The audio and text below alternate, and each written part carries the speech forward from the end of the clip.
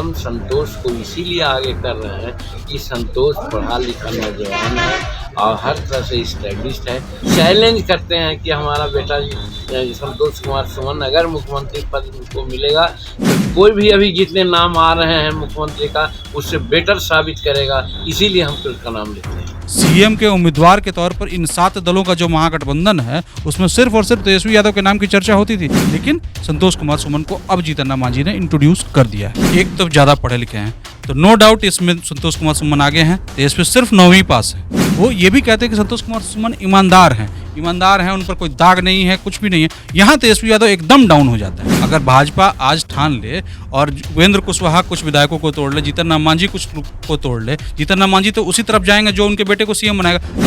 नमस्कार, स्वागत है आप सभी का इनसाइडर लाइव में। मैं आपके साथ कोमल। मुख्यमंत्री नीतीश कुमार इस वक्त अपनों से ही घिरे हुए हैं। उपेंद्र कुशवाहा उनके खिलाफ लगातार मोर्चा खोले हुए हैं।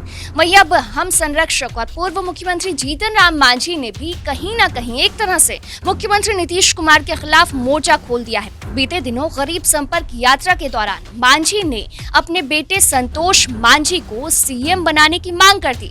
उन्होंने कहा कि संतोष मांझी सीएम बनने के लिए एलिजिबल है, काबिल है सीएम बनने के, वो नेट क्वालिफाइड है, प्रोफेसर है। अब ऐसे में सवाल ये उठता है कि मांझी की इस मांग का महागठबंधन और तेजस्वी पर क्या असर पड़ेगा और क्या मांझी की ये मांग जायज है। ऐसे कई सवाल हैं जिस पर चर्चा करेंगे। हमारे साथ हमारे एडिटर पवन प्रकाश। सर, मांझी ने एक तरह से मोर्चा खोल दिया है नीतीश कुमार के खिलाफ, पहले उपेंद्र कुशवाहा और अब मांझी, क्या है?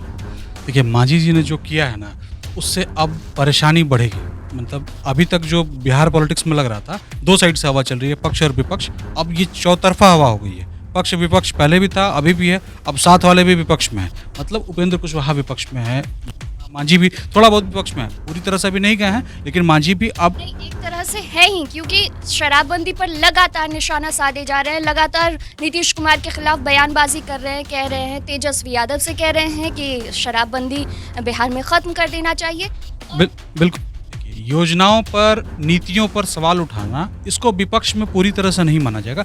एक अगर हेल्दी डेमोक्रेसी की बात करेंगे तो एक हेल्दी डेमोक्रेसी में नीतियों पर सवाल उठाना बहुत लाजिम है कि अगर मुझे पसंद नहीं आएगा तो मैं उसकी बात करूंगा, उस पर चर्चा करूंगा। तो जीतन राम मांझी ये करते रहे, तो इसको खिलाफ के तौर पर अगर हम लोग नहीं भी देखते हैं, लेकिन अब जो कर रहे हैं वो खिलाफ है। उसका रीज़न क्या है कि अब जो उनके स्टेटमेंट्स हैं वो न सिर्फ नीतीश कुमार के लिए परेशान कर रहे हैं, बल्कि तेजस्वी यादव को भी परेशान कर रहे हैं। तेजस्वी यादव महागठबंधन के नेता 2025 में होंगे, ये नीतीश कुमार ने कहा। और जो जीतन राम मांझी हैं वो बार बार ये कहते रहे, नीतीश जी जहाँ रहेंगे वहाँ हम रहेंगे। तो अब इस मामले में तो नीतीश कुमार की ये बात मान नहीं रहे, तो कॉन्फ्लिक्ट बढ़ते जा रहा है। और कॉन्फ्लिक्ट का रीज़न भी आपने बताया ही कि जो अब जीतन राम मांझी हैं अब चाहते हैं कि उनके बेटे जो हैं, जो मंत्री हैं बिहार सरकार में अभी, वो संतोष कुमार सुमन आगे चलकर सीएम की कुर्सी तक भी पहुंच जाए। वो एक चांस ले रहे हैं और ये चांस लेना कॉन्फ्लिक्ट का रीज़न बना हुआ है। अच्छा, कह रहे हैं, जैसा कि आपने कहा कि जीतन राम मांझी ने कहा कि उनके बेटे को अब बना देना चाहिए सीएम, क्योंकि वो नेट क्वालिफाइड हैं, प्रोफेसर हैं और पढ़े लिखे हैं। तो क्या लगता है, क्या ये मांझी की ये मांग किस तरफ है? मांझी की ये मांग बिल्कुल चांस लेने वाली बात है। आप थोड़ा सा देखिए, पीछे हम लोग चलते हैं, 2014-15 की बात है। मई में इलेक्शन खत्म होता है लोकसभा का। नीतीश कुमार की पार्टी 2 सीटों पर सिमट जाती है बिहार में, सिर्फ 2 सांसद उनके जीतते हैं। नीतीश कुमार नैतिक तौर पर इस्तीफा दे देते हैं कि हम अपनी पार्टी को नहीं आगे ले जा सके, इसलिए हम इस्तीफा देते हैं। उन्होंने सीएम बनाया जीतन राम मांझी को। किसी ने सोचा नहीं था, नीतीश कुमार ने इसका प्रचार भी खूब अच्छे से किया कि वो जिस कम्युनिटी से जीतन राम मांझी आते हैं, उस कम्युनिटी के किसी व्यक्ति को बिहार का सीएम हमने बना दिया। लेकिन ये फॉर्मूला चला नहीं। 8 महीने बाद नीतीश कुमार ने जबरदस्ती उनको खींचकर उतरने पर मजबूर कर दिया। भाजपा ने प्रयास किया कि उन्हें बच जाएं वो, लेकिन ऐसा सफल नहीं हो सके। उस समय नीतीश कुमार एक तरफा विधानसभा में जीत गया। लेकिन अब क्या है कि मांझी चाह रहे हैं कि अगर वो हम बन सकते थे तो मेरा बेटा क्यों नहीं, क्योंकि एक्टिव पॉलिटिक्स से एक तरह से मांझी अब धीरे धीरे साइड होते जा रहा है। मंत्री पद उन्होंने नहीं लिया, दूसरे किसी पद के लिए उनकी अपेक्षा नहीं है, आकांक्षा नहीं है। पिछले दिनों उन्होंने कहा भी था कि राजभवन मुझे जाना नहीं है, वो शंटिंग पोस्ट है, वो कोल्ड स्टोरेज टाइप से उन्होंने कहा था। तो अब राजभवन उनको जाना नहीं है, सीएम वो बनेंगे नहीं तो फिर बनेगा कौन, तो उनके बेटे को वो आगे कर रहे हैं, तो वो एक चांस ले रहे हैं और इसी चांस में ये किचपिच बढ़ी हुई है। और तेजस्वी यादव के लिए भी परेशानी होगी क्योंकि अभी तक सीएम के उम्मीदवार के तौर पर इन 7 दलों का जो महागठबंधन है उसमें सिर्फ और सिर्फ तेजस्वी यादव के नाम की चर्चा होती थी, दूसरा कोई नेता नहीं था जो चर्चा में आ जाए। लेकिन संतोष कुमार सुमन को अब जीतन राम मांझी ने इंट्रोड्यूस कर दिया है। अच्छा, आपने कहा कि मुसीबत अब तेजस्वी यादव के लिए भी खड़ी हो गई है, तो क्या लगता है कि अगर कंपैरिजन किया जाए तेजस्वी यादव और संतोष मांझी में, तो क्या कौन बेहतर सीएम साबित हो सकता है? पॉलिटिक्स में बेहतर वगैरह कुछ होता नहीं है, लेकिन अगर जो पैरामीटर्स जीतन राम मांझी कह रहे हैं, जो एक्स सीएम जीतन राम मांझी जिन पैरामीटर्स पर संतोष कुमार सुमन को बेहतर बता रहे हैं, उन पैरामीटर्स को अगर माना जाए, पहले उन्हीं की गणना अगर कर लें तो वो 3 पैरामीटर्स बता रहे हैं। एक तो ज़्यादा पढ़े लिखे हैं, तो नो डाउट इसमें संतोष कुमार सुमन आगे हैं, तेजस्वी सिर्फ 9वीं पास है। दूसरा उनका जो पैरामीटर है वो पॉलिटिकल बैकग्राउंड का है, तो पॉलिटिकल बैकग्राउंड क्लियर उनके पास भी है, दोनों के पिता सीएम रहे हैं, तो यहाँ तो बराबर हो जाता है मामला। लेकिन जो तीसरा पैरामीटर है ईमानदारी का, वो ये भी कहते हैं कि संतोष कुमार सुमन ईमानदार हैं, उन पर कोई दाग नहीं है, कुछ भी नहीं है। यहाँ तेजस्वी यादव एकदम डाउन हो जाते हैं। उसका रीज़न क्या है कि पढ़ाई लिखाई में डाउन होने के बाद से यहाँ भी उन पर आरोप है कि उनके पास आय से अधिक संपत्ति है, उनकी बेनामी संपत्ति उनके नाम पर, तमाम तरह के मामले चल रहे हैं, जबकि संतोष कुमार सुमन पर कोई मामला नहीं। तो जीतन राम मांझी जिन पैरामीटर्स की चर्चा कर रहे हैं उनमें संतोष कुमार सुमन आगे दिखते हैं, लेकिन सिर्फ इन पैरामीटर्स पर मुख्यमंत्री का चयन होता नहीं है। पीछे कितने विधायक हैं, साथ में कितना वोट है, साथ में किस तरह से आपके पास कार्डर है, ये सारी चीज़ें डिसाइड होंगी। तो जीतन राम मांझी के पास सिर्फ 4 विधायकों का सपोर्ट है, जिसमें एक उनके बेटे भी वो खुद है जो उनके बेटे तो विधान परिषद में हैं, और आरजेडी के पास 79 विधायक हैं। अभी आगे हो सकता है और ज़्यादा हो जाए या कम भी हो सकता है जीतन राम मांझी आगे ज़्यादा विधायक हो जाए, लेकिन कितना होगा, 4 से बढ़ के कितने जाएंगे, तो अभी ये कहना बहुत मुश्किल है कि दोनों में बेहतर कौन है। लेकिन जिन पैरामीटर्स पर जीतन राम मांझी कह रहे हैं उनमें संतोष कुमार सुमन आगे हैं। अच्छा, एक और बात आपने कही थी कि 9 महीने में ही उनको कुर्सी से हटने के लिए मजबूर कर दिया गया, और मांझी भी कल ये बात कह चुके हैं कि 75 सालों से उनके जाति के उनके तरफ से मतलब वो दावेदारी नहीं हुई है। 9 महीने के लिए वो आए भी थे, लेकिन उन लोगों को ये भी मतलब मुनासिब नहीं लगा और उनको हटा दिया गया।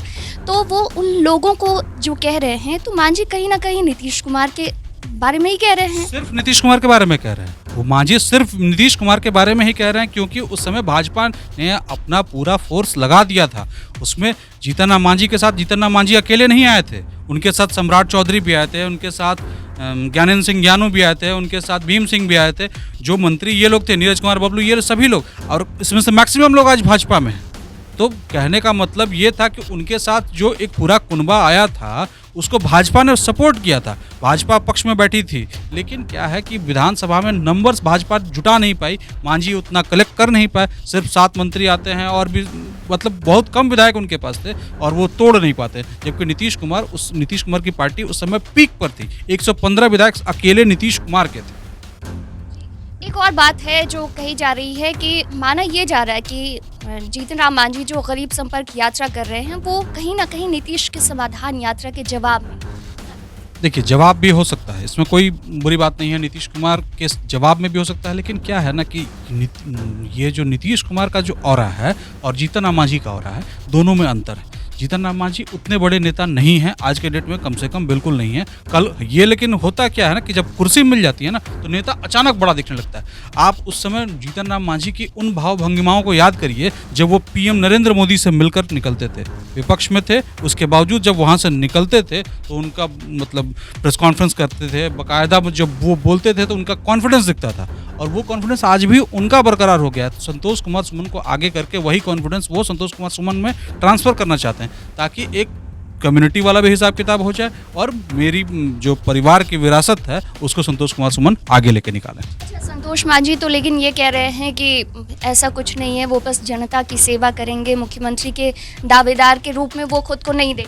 तो उनके कहने से होता नहीं है ना। जीतन राम मांझी ने कब पहले भी थोड़े ना कहा था, जब नीतीश कुमार ने इस्तीफा दिया तो जीतन राम मांझी ने ये डिमांड थोड़े ना की थी कि मुझे सीएम बना दिए। वो तो नीतीश कुमार की इच्छा थी, परिस्थितियां थी, नीतीश कुमार बनाते किसको, ये उनको चाहिए था कि उनका यस-मैन सीएम बने, तो उन्होंने जीतन राम मांझी को सोचा कि ये यस-मैन बन के रहेंगे, इनको बना दिया सीएम। उसी तरह संतोष मांझी की तरह अगर भाजपा आज ठान ले और उपेंद्र कुशवाहा कुछ विधायकों को तोड़ ले, जीतन राम मांझी कुछ को तोड़ ले, जीतन राम मांझी तो उसी तरफ जाएंगे जो उनके बेटे को सीएम बनाएगा। अगर हम लोग का मतलब ये कि ये मानते हैं, सपोज करते हैं कि जीतन राम मांझी के बेटे संतोष कुमार सुमन को भाजपा प्रोजेक्ट करती है एज ए सीएम 2025 के पहले तक के लिए, तो जीतन राम मांझी किसका सपोर्ट करेंगे? आपको क्या लगता है? भाजपा का ही सपोर्ट। बिल्कुल, जब भाजपा का वो सपोर्ट करेंगे और उपेंद्र कुशवाहा जिस तरह से कह रहे हैं कि बड़ी संख्या में जदयू के नेता विधायक कार्यकर्ता उनके साथ हैं, अगर वो टूट फूट होती है तो फिर क्या होगा?